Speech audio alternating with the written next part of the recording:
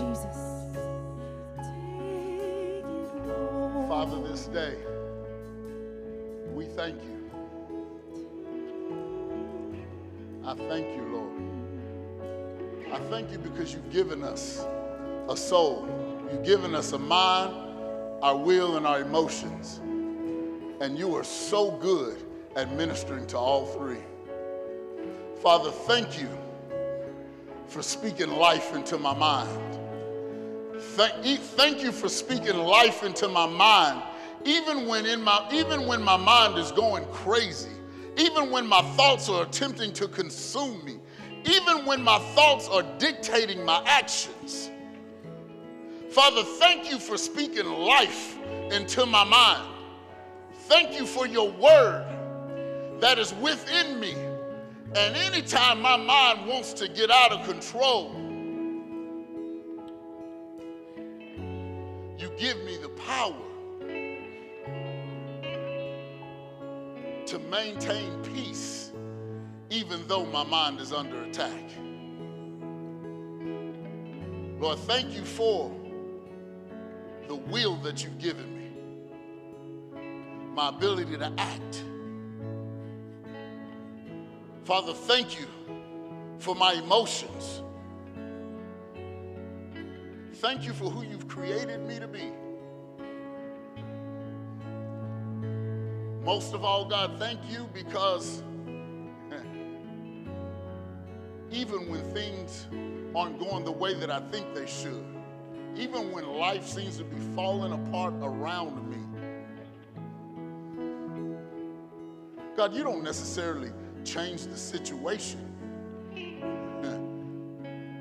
but you end up using the situation to change me. Because your goal is for me to look more and more like Jesus every single day. So I thank you because you never leave me. You never forsake me. And when I think I'm at my weakest point is actually, Lord, when I'm my strongest. Because it's your strength that's made perfect and manifest in my weakness. So thank you for making me strong. Thank you for solidifying my foundation. Thank you for all that you've done for me. In Jesus' mighty name, amen and amen. You guys may be seated this morning.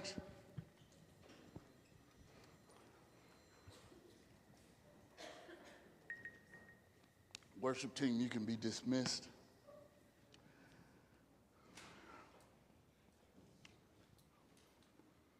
I want to welcome everyone that's here in person to Mighty One Worship Center, where worship is not a ritual, but it's something that you experience. We give you that opportunity. We create an environment that allows you, or that is conducive to you having an encounter with God. And so we thank you so much for being here today. Everyone that's watching on live stream, we want to welcome you this morning. I'm so glad that you joined us this morning. So glad you got to partake in our worship this morning. So glad that you chose to give Mighty One Worship Center a chance today. Today we're going to do something a little bit different. We're going to have a panel this morning, a panel discussion. The first full week in October is Mental Health, Mental Illness Awareness Week. And what I wanted to do today was to have a panel discussion and have some experts come and join us today from the science community and allow us the opportunity to look at this from a holistic view, reconciling science and faith together, and understanding that the best way for us to walk through this is together. The best way for us to approach this topic is from a holistic view of faith and science together. This is probably one of the most difficult topics that we face in society today. It's not the only difficult one, it's one of them. And whether you realize it or not, 1 in every 4 people battle with mental illness. 1 in every 4 people. 40% of the people that you run into. 1 in every 4 people. That's a lot of people, and that was a few years ago. It's probably 1 in every 3 now. But I want you guys to look at this from a holistic perspective. And I want you guys to see that we hadn't quite handled this as well as we could have. From an individual perspective, from a church perspective, from a community perspective. Please understand, if anybody's watching on live stream, I'm not speaking negatively about you or in regards to your approach to mental health or mental illness. I just know that from a societal perspective, we have not handled and approached this topic in the best way possible. And my heart is broken for the mental health community. My heart breaks every single day because God didn't just come for the mentally healthy. God came for the sick. And we're all sick in some form or fashion. And I believe that God has come for us all, and He's the best answer to every situation that we face. But today, I have 3 individuals that I believe are going to have a very unique perspective on this particular topic. And I believe they're going to help me today truly give all of us the opportunity to look at this from a perspective that we may or may not have ever looked at it before. And so I want to welcome to the stage Dr. Tansy C. Horn-Johnson. I want to bring forward Janie Martinez. And I also want to bring Pauline Golden to the stage this morning. So if you guys would give these 3 people a round of applause as they make their way to the stage.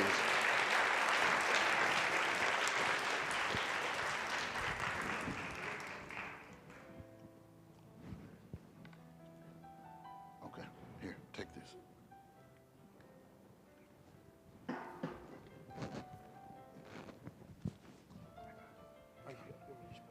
You just make it over. No, I got mine.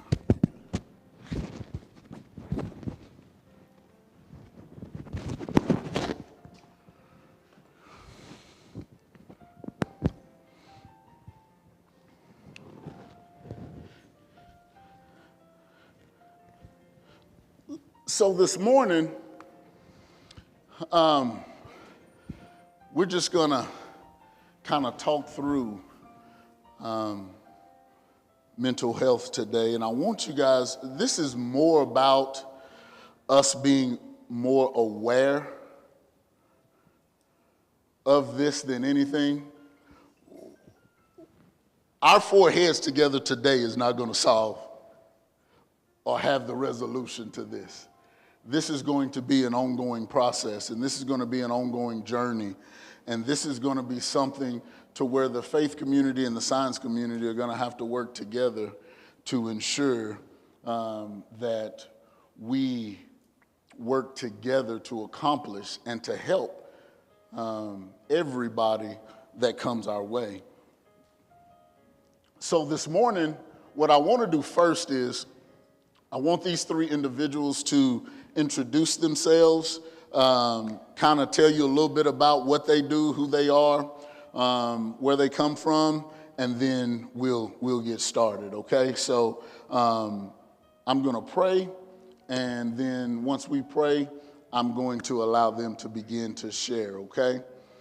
So Father, this day I thank you. I thank you because, man, you are a God that was never fearful of confronting societal issues. You were a God that stood for all men. You are a God that was willing to bring healing to everyone, to bring your word to everyone. And so today, God, I pray that you would open our eyes and help us look at this from a different perspective. Help us to see how you're moving and how you're working and how you're wanting to transform your people and the culture. Father, help us use today as an opportunity to penetrate the culture with the love of Jesus Christ. We thank you this day. In Jesus' name, amen. So I will turn it over to these three ladies, and they're going to introduce themselves and kind of tell you a little bit about their background and what they do on a day-to-day basis. We're deciding who goes first. First of all, I want to say what a worship service that was. That was really so good. I was raised Assemblies of God, and so this was very, kind of felt really good. Felt really good. So I'm born and raised in Waco, lived other places, and then came back in 1996, worked at Methodist Children's Home for about 8.5 years, Waco Center for Youth for about 7.5 years. Paulina was there too. And then Tarleton for a few years. And then private practice starting in 2017. So have no regrets over anything that I've done or any place that I've worked, and just pleased to be here today. So thank you. I'm in private practice.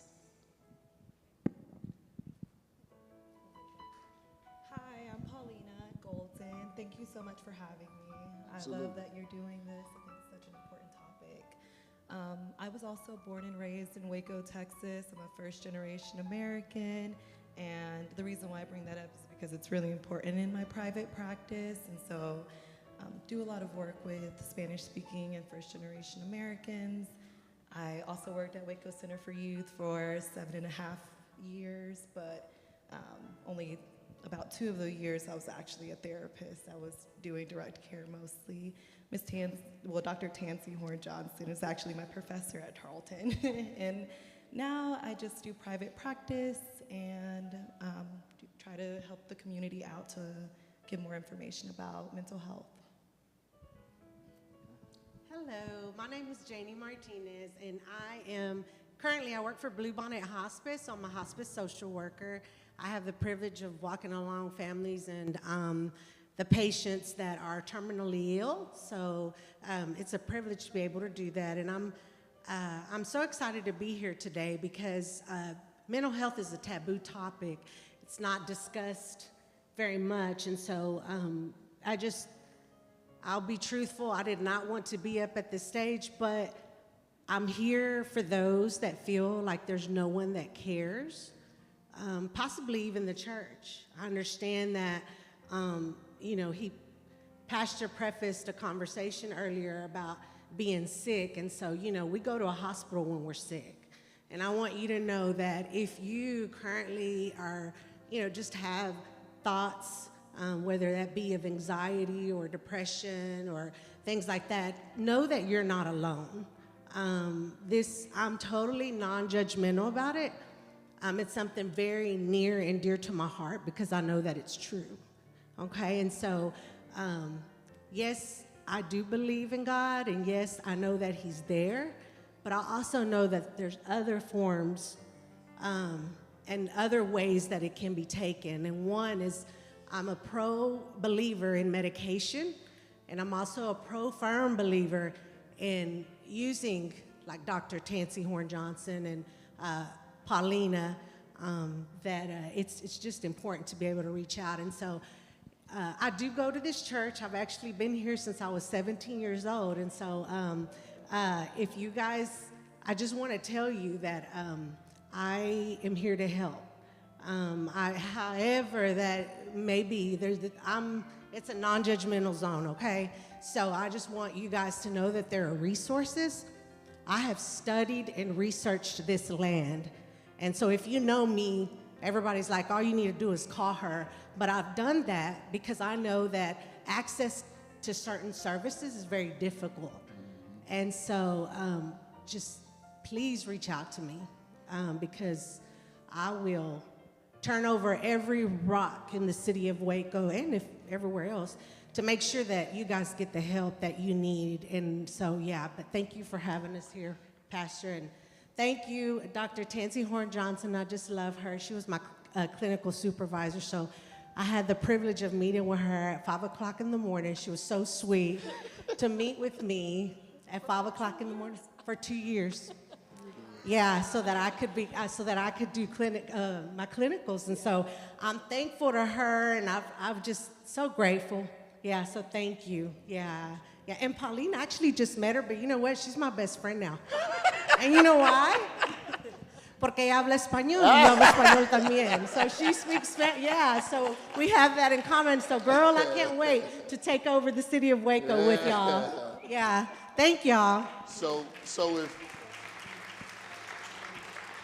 if you guys know Janie, she will most definitely move heaven and earth to help you guys. And so what I want to do is this, because I don't know that everybody truly understands what mental health or mental illness potentially is.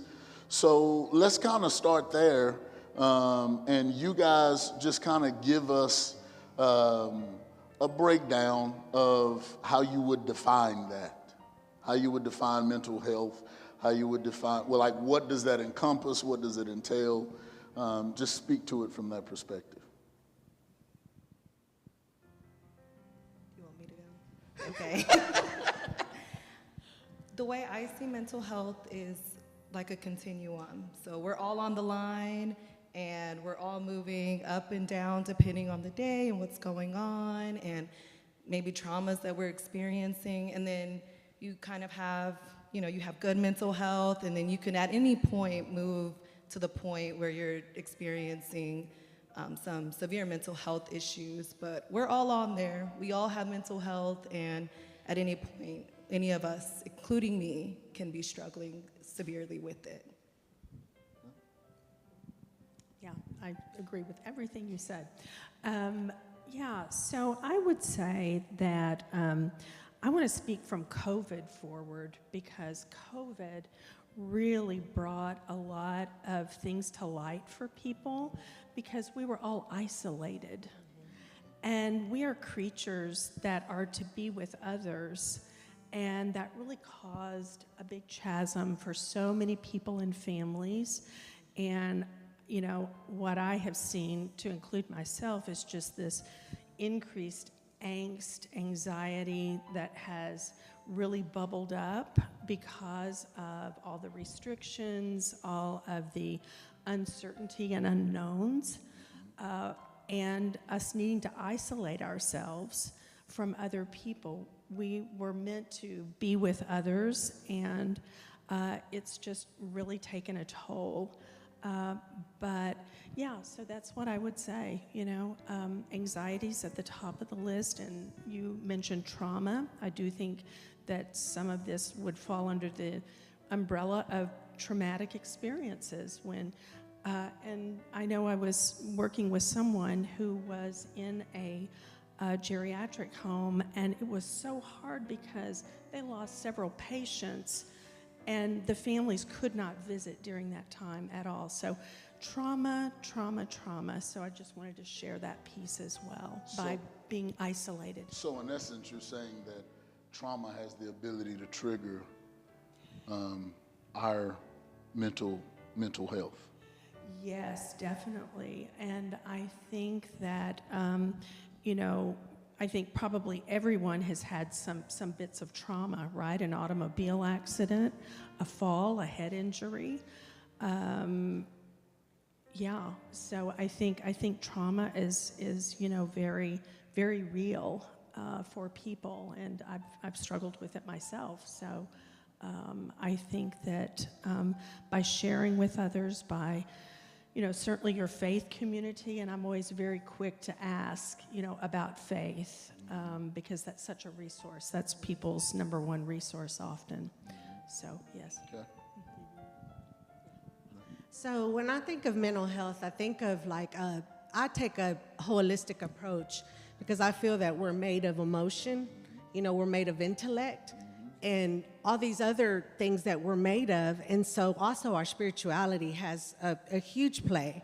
And so the way that I see it is my concentration is in children and families, so that's kind of a lot of what I focus on. But I believe that trauma, I have a heart for trauma and for individuals that live in poverty, because I feel that growing up there were certain circumstances and situations that were not, you couldn't help it. So I feel like from a maternal health perspective, how that follows you, that experience of when you're in your mother's womb up until you're born. And then, as we know, when you're a child development is huge. And so there are certain things in your brain that if they are not meeting, I feel that it plays a role as an adult later on. And so we were talking about triggers, and we may not realize that we have mental health issues, but when something detrimental happens, our brain has a way chemically of raising the alarm and saying, hey, wait a minute, something's going on here. And so if you don't understand that, because for whatever reason you grew up in poverty, you're 43 years old and you find out that you have a traumatic brain injury. So those are certain things that start making sense to you as you begin to look. And I can say that there's help. There's help. And I believe that once you become educated on what's going on, you're only empowering yourself to be able to self-talk and just, and knowing that, we're here to help as well. So I love the brain. I have studied the brain. And when I go back to get my doctorate, it would have to do with poverty and, and how poverty affects a child growing up, and then how you'll see those things later on in life. And so if you often wonder, why is it that they're dealing with this now? It was because probably there was no pressure. And so, as Dr. Tansy said, when we reached COVID, there was a lot of isolation. Well, if you look at it now, we see the repercussions of it, of children not being able to speak, as far as holding a conversation. So now our new best friend is our phone, the TV. We were isolated. So all that to say is mental health it's such a huge, but that's why we each have, a different perspective, and we focus on a certain piece of mental health. Would Janie, to piggyback on Janie and what she said, would you guys say that a lot of the cases that you've seen, most of them originate from childhood concerns or issues that may potentially have never been dealt with, or didn't even know something that needed to be dealt with? Or would you say it's just life, it's just, where does, because, I've seen people go for 30, 35, 40 years, not have any issues, and then all of a sudden something triggers something, and now there's a shift that's taking place. And so, can you speak to that? Yeah, what one thing that I would say is, yes, there is a lot of science out today. And I always say to my clients that, God really put his hand on certain people to do the research to provide us with knowledge about our nervous system, right? And we've all been uneasy. We've all had fear. We all know what fight and flight is. And that's our nervous system. And I always kind of also say, or discernment. And so there's ways that I like to frame the neuroscience language into faith. Absolutely. Into faith. But yes, I do agree with those things, because I think what we know today is that our body stores trauma and pain and things that we're not even cognitively aware of in the moment, but just a dis-ease about something. Does that make sense? Yeah, so that's what I would say about that. Yeah. Yes, I agree. That was just that simple. No, I'm just kidding. But, you kind of touched on the poverty rate, and I think a lot of us, kind of what you said, we don't realize what we're experiencing, and that this isn't the average thing that the average people experience. Growing up in Waco, I believe the poverty rate was 33%. I think it's lowered quite a bit, but that could be for a lot of reasons, including like the influx of people that we have coming into our city. But the poverty rate was about 33%, and the national average was 11. So we have extreme poverty in Waco, and most of us didn't recognize it growing up. And with poverty, there is trauma, So let me ask you this. Do this for me, because I know there are some people in here today that have, on some level, it's hard for them to understand what the day in the life is like for someone who wrestles with mental health concerns or conditions. They don't necessarily, they can't necessarily understand it because they never experienced it.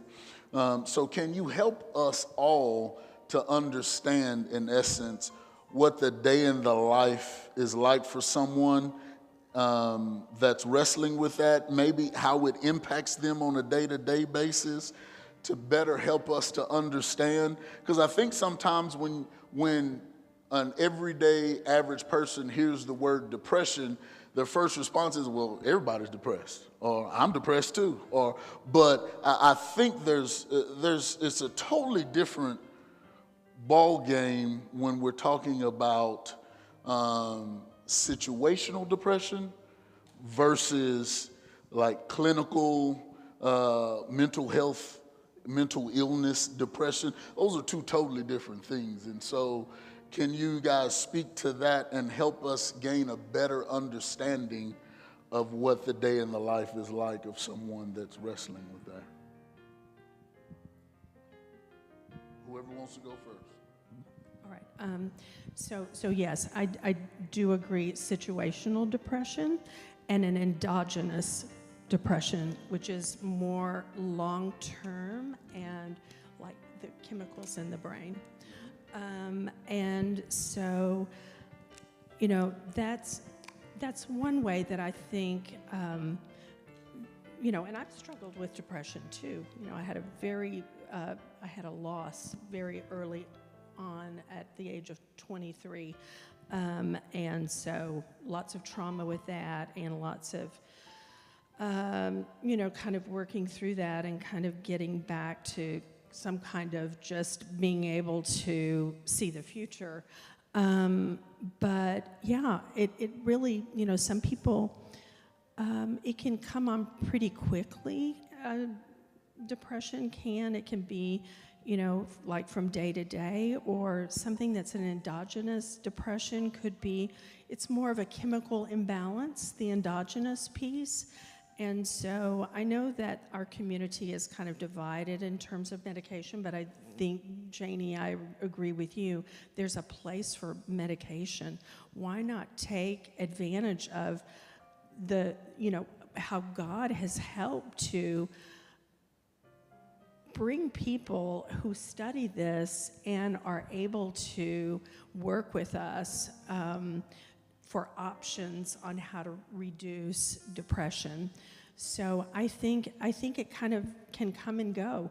Also, another thing about depression, sometimes it comes out as anger. So, and kind of, I remember learning that way back in the day, that anger is depression turned inwards.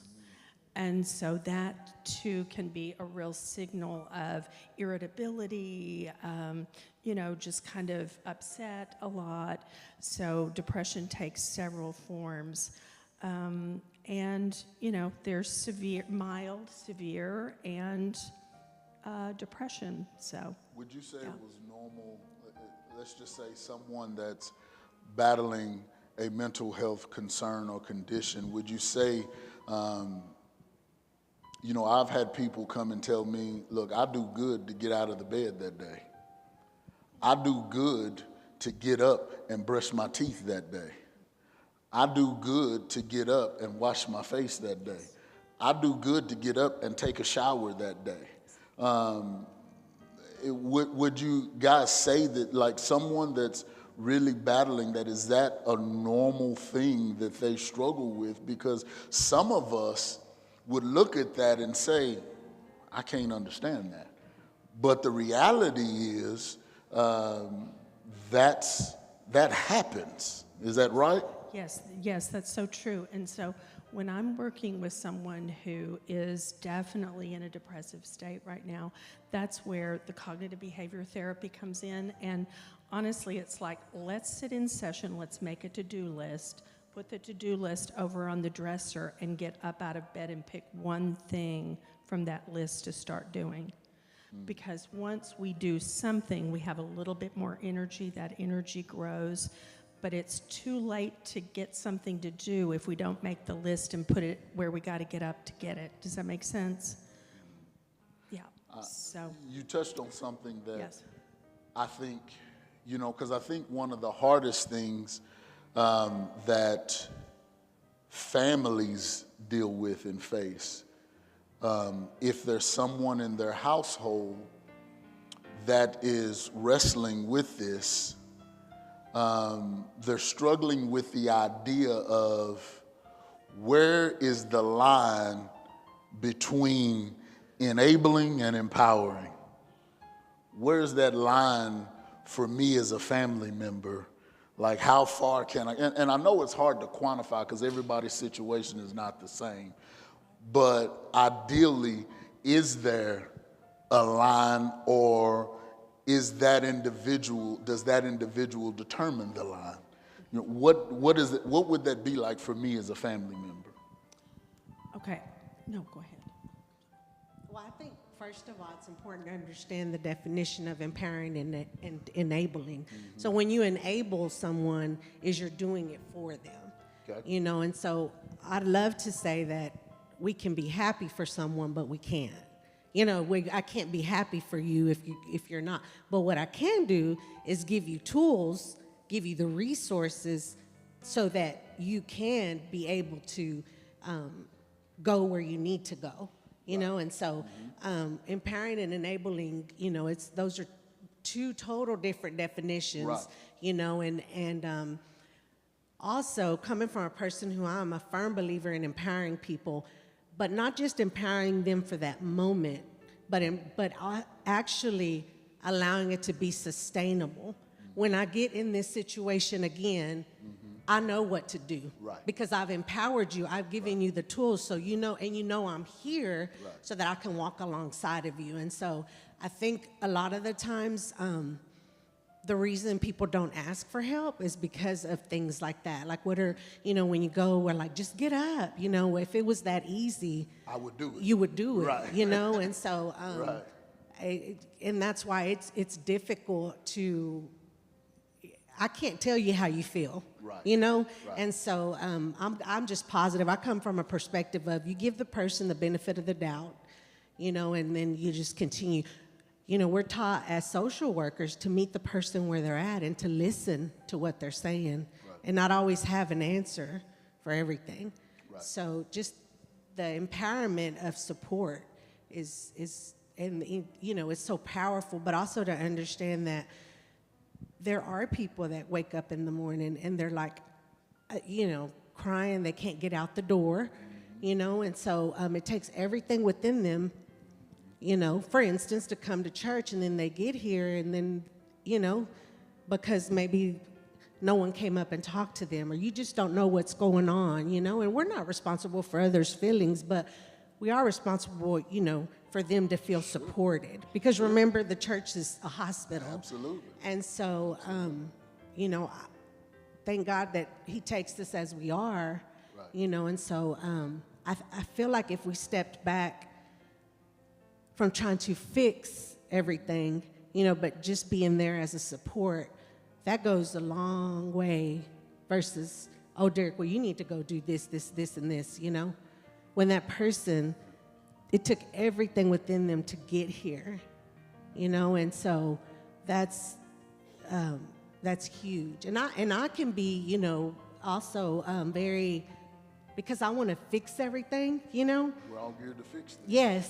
Yes, but sometimes I don't need to be fixed because I already know who to go to be fixed. I just need your human touch, you know, yeah. And the reality is we don't have the ability to fix anything anyway.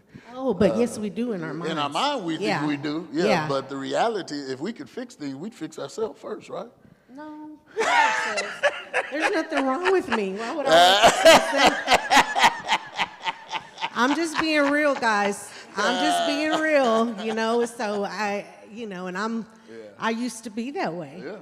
And now I'm like, nope, I'm in that line right there. I'm the first one. Yeah. Yeah. So I want to, we hear the word stigma quite often when it's in reference to mental health. And just define the word stigma, or, you know, that there's a negative stigma to mental health. What does that mean to you guys? How would you define that? What does that look like?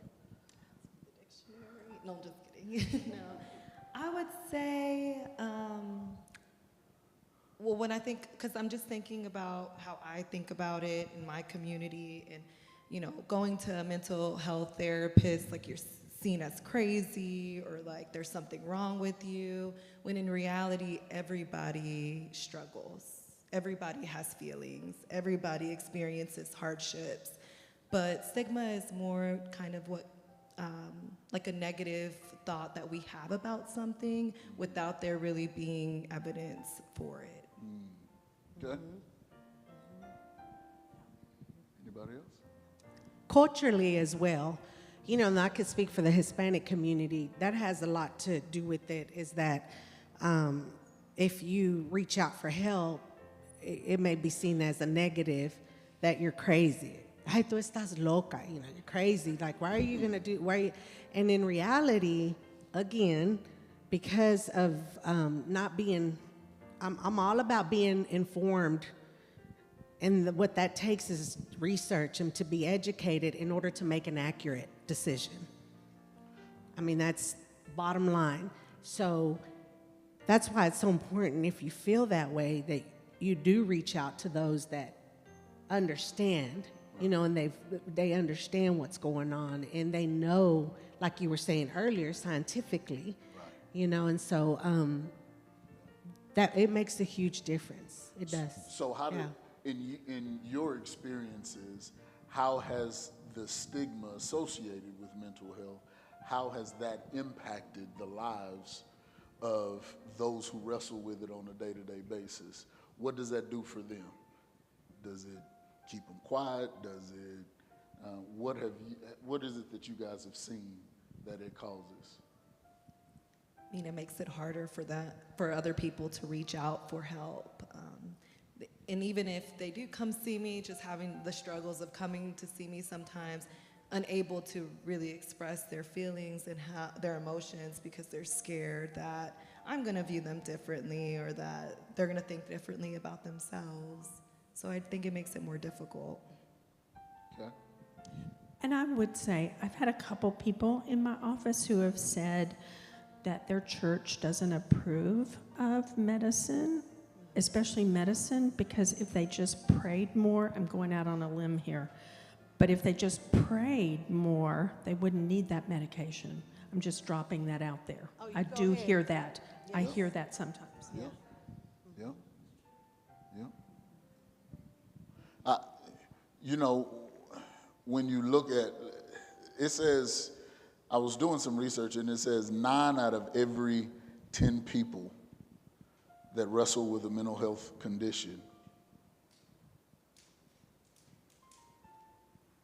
are treated differently in their mind, or treated differently than someone without a mental health condition. I'll be honest with you, I've worked for organizations that have treated it differently. I've worked for organizations that said, look, I don't have time for that. I've got to get something done, and either you can get the job done or you can't. If you can't, go home. If you can, go get it done. You know, that's a negative stigma. That would make me very cautious about going to my boss and saying, let me tell you something, today is not a good day. That would make it very difficult for me to go to my boss and say, hey, look, this is what I'm struggling with. This is what I've been diagnosed with. And I'm telling you, there are some days I'm not going to be able to get out of the bed. And then there are other days that I'm going to be okay. But that type of stigma totally impacts what they do and how they respond. And what Dr. Tansy said earlier is that what it does is it puts you in isolation. She said something very powerful earlier. She said, we weren't created for isolation. How many times y'all heard me say that? Well, yeah, we're not, you're right. We're not created for isolation, but that's the very thing we do is we put ourselves in isolation, and then we find ourselves in an isolated place, and it doesn't get better when you're isolated. It only gets worse. And the beautiful thing about today is that there is, maybe not all, but there is a portion of the faith community and the science community that are willing to work together to approach this from a holistic view and support anybody that's walking through this in their life. No matter what season it is, no matter what you're experiencing, this is evidence that you're not by yourself. So let me ask you this. If I had to ask you to give one thing that would stop the stigma pertaining to mental health, what would your one thing be? What would you say? What we would say? What would you say? What was your one thing that you would say would be able to stop the stigma of mental health? I think that mental health doesn't just look like one thing.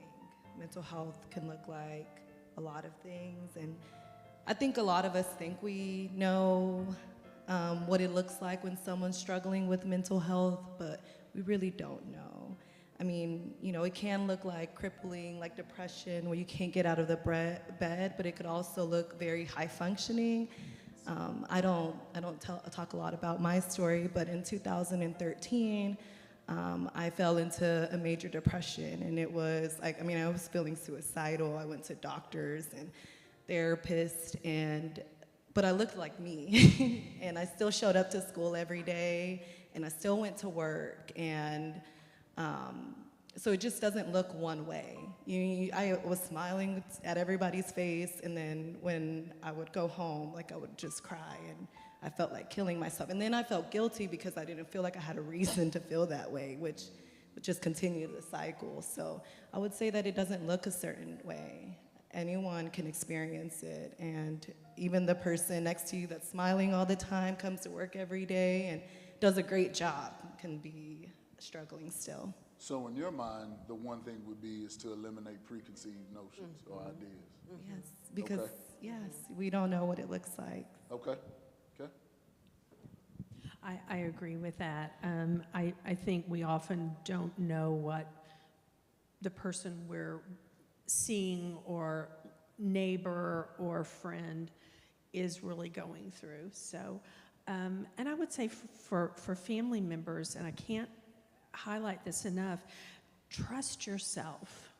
I think if we think something's not, we're noticing differences in someone we care about or work with or whatnot, not that we need to ask our colleagues, are you know, okay, but it depends on your relationship with them, but like a parent to a child or a teenager, trust yourself as a parent or a caregiver. That's our nervous system. That's our nervous system. At all costs, trust ourselves. Yeah. Okay. I just want to say, I don't know if you realize, but we have something in common. Each one of us has experienced some sort of mental health issue. And I know many of you guys know that I lost a near and dear friend like my sister, on the 26th of February. And I was very angry at the beginning. Depression normally shows that, I read that normally you can see anger. Mostly men get angry, women cry. Well, that was total opposite for me. But it took one day, I was at, I won't say where I was at, but I was somewhere. And by the time it was said and done, I looked around and I didn't realize I had an audience. I was very angry.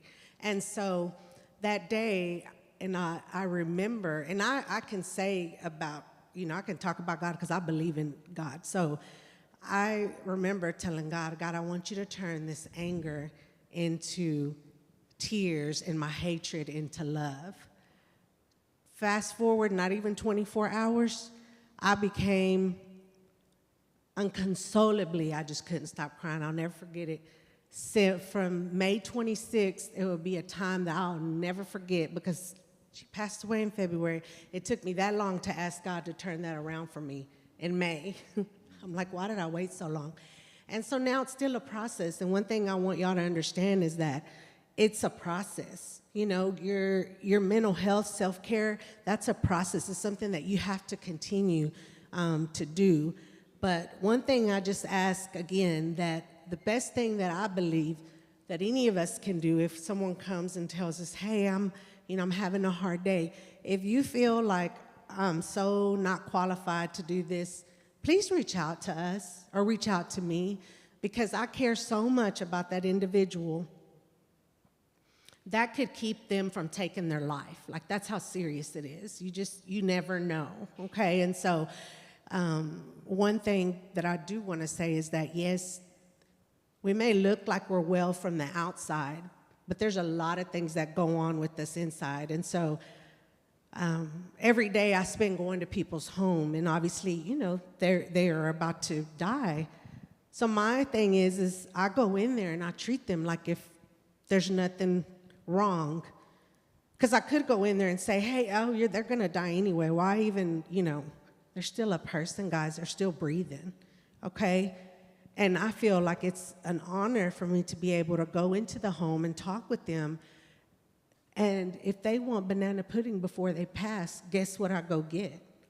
So don't, we always hear, don't judge a book by its cover. We always hear that. But just, to me, what I've learned is that experience is key. And it's easy for us to say something when we haven't experienced it because we don't know what it's like. But let me tell you, experience and exposure, when that happens, you take a whole nother level. You do. And it will force you to have that compassion and to have, that love for that person instead of, looking at them like, oh, here we go again. And I'll be honest with you, I am so grateful that when God looks at me, he looks at me with eyes of grace. and not eyes of some individuals where they feel that I deserve grace or I don't deserve grace. And that is a wrong place in your mind here to be at. And I just ask that we all check ourselves. Yeah. Listen to this. Faith often plays an important role in our well-being. It plays an important role in our mental, emotional, spiritual, physical well-being. It offers individuals hope, purpose, and a community to lean on during difficult times. But listen to this. If you're living with a mental health condition, your relationship with faith might change or get more complicated. Do you agree or disagree? Talk to me about that. What you've experienced when people come to you and faith is an important thing to them. Once they are diagnosed with a mental health condition, it has the ability to potentially change their relationship with God, or even it becomes more complicated. Okay, I would say that, a mental health diagnosis being more complicated. So, yes, I think that is true. I think that, for whatever situation might come up for an individual, I think it's also about, and again, I always ask about faith or spirituality because I don't want to assume that it's one or the other. And, encouraging that person to reach out to, back to the church or to their life group, or kind of asking those kind of questions for that support, using words of just like discernment, or, instead of meditation, prayerful meditation are the words that I use for that, to make sure that I am supporting any one of my clients in their faith. So that's kind of some of the language that I use with that, because I do think, as a therapist, we're not to, tell someone how to be or that kind of thing. I always listen and then go from there on how I can support that person. I would tell you guys this.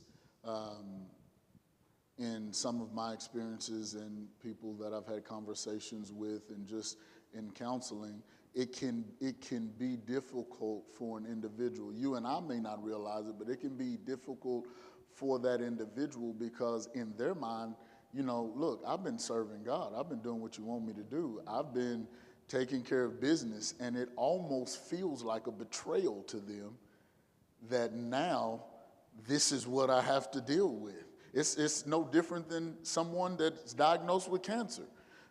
They feel the same way on some level. There's a betrayal that, hey, God, I've been serving you and doing this for all this time, and then this is what I get. And the reality is this. It's not that God gave this to you, but this is life. Life happens. And God never promised us that we were going to have puppy dogs and rainbows our entire life. And sometimes we can feel betrayed by the things that happen in our life. Sometimes we can be upset or angry at the things that happen. Janie just shared with you. She lost a near and dear friend to her, and she was mad for 3 months. It took her 3 months before she even wanted to ask God to change that anger into joy. And so on some level, it's almost like it's a betrayal in their mind, but the reality is, and I want all of you guys to understand this because we all go through things in life to where we feel like God has betrayed us, or why did you let this happen? And the reality is that even in Job says, man born of a woman, his life will be full of trouble. That's not very promising to us, is it? That doesn't sound like I want to go do this. But the reality is that that's a true statement for our life, and our life is going to consist of trouble. But the one thing God promises is that we don't have to do it by ourselves. And that's what we have to stand on. And there may be people that are struggling with mental health that can't stand on that by themselves, and it's up to us to help them to stand. Okay? One final question, and I'm going to let you guys go home. Okay? If I am battling with mental health, if I think I am, whatever the scenario is, where should I get started to find out how to get help? Where do I start? Well, it sounds like that Janie is doing such a good job of bringing us here and making yourself available, Janie, so you would be a go-to person, right? That's Yes. what I'm hearing you share, and And just me to people know. One thing is I don't, yes, come to an individual, but if you don't, go to your PCP, your primary care physician, and then they will be able to direct you.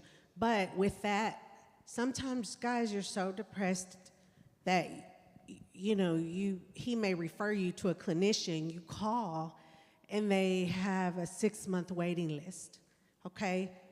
9 times out of 10, that person's not going to continue with that. But let me tell you, you go find a Janie. You go find a Janie wherever she's at, and she's going to tell you, no, let me make a quick phone call. I know that I could call these ladies. There are others that I can call as well to try to get you in. But also the other thing is a lot of people think because they don't have insurance that they can't get the help that they need, okay? And I know there's a long list from here to that door of what you're going to be asked, but that's why you use your Janie. She will do all that legwork for you so that you can, and with you, so that you can go get the help that you need. In this community, believe it or not, we do have, resources that are available to someone that is struggling with a mental illness. And so I feel it's real important for you all to know that you have someone that you can come to. No, I don't know all the answers, but I'm going to find the answer. And so I will fight for you. Fight meaning justice-wise, because one thing that I hold near and dear to my heart, I've sat on many coalitions that look at accessibility, as far as how those individuals get those services. And sometimes we have individuals who are making decisions that don't know what it is to not have a car, don't know what it is to not have eaten that morning, don't know what. So those are things that I just have a heart for, and it's not just been from this year, but for so many years. The city's really trying to do things to make services accessible, and they're trying, but just know that find you someone that can just, be able to support you at where you're at. And I'm just telling you, you can find me. You can find me, and I will do whatever I can. I will refer you to Dr. Tanti, and I'll refer you to Paulina and just others that I know that are there to help. So I can't stress this enough. Don't do it alone. Don't do it alone. It's a silent killer, and it's a silent killer because it's you against you in your mind. And to think that no one else goes through it, he just said 1 out of 4, and Tasha just said that. I believe it's more. Yeah. That's what we know of, and so I will say, because I go into homes every day, and there's, again, issues that have been going on, but I think were never addressed. So then that's why I'm very grateful that we have 5 disciplines, a team to come in and say, okay, medicine, prayer. Hospice covers it all. So we just want to make sure that people have what they need at where they're at. So that's my goal. Mighty Wind Worship Center, if you would, just give these ladies a hand of praise today.